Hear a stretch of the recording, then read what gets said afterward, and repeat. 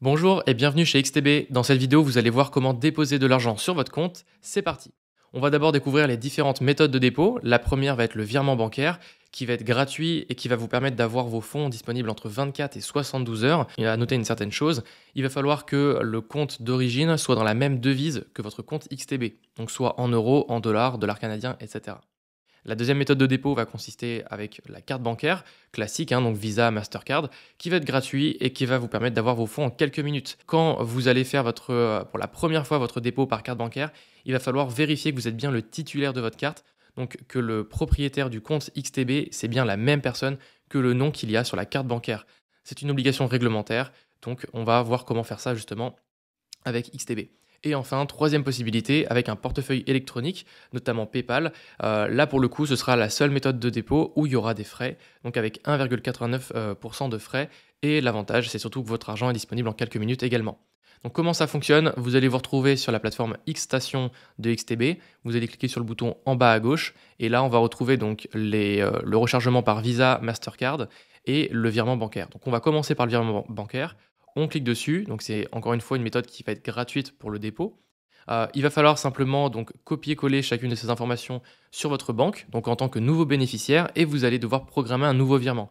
Quand vous allez faire votre nouveau virement, très important, ajoutez bien ici le numéro de votre compte comme étant le libellé de votre virement. C'est comme ça que XTB sait que c'est vous qui avez envoyé l'argent pour tel compte, et donc c'est le numéro de compte que vous retrouvez dans la description du virement. Voilà, ça c'était la première chose si vous voulez faire un dépôt de fonds par virement bancaire. Moi, ce que j'aurais tendance à vous recommander, c'est plutôt par carte puisque c'est gratuit et c'est rapide. Donc soit Visa, soit Mastercard, vous sélectionnez l'un des deux.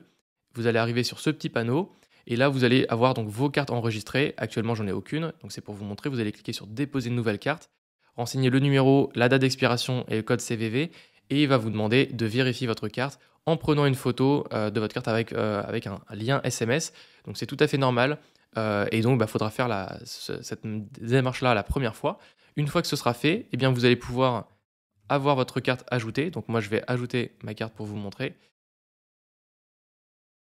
On a bien notre carte qui a été ajoutée. On peut ensuite choisir un montant à recharger. Donc par exemple 50 euros.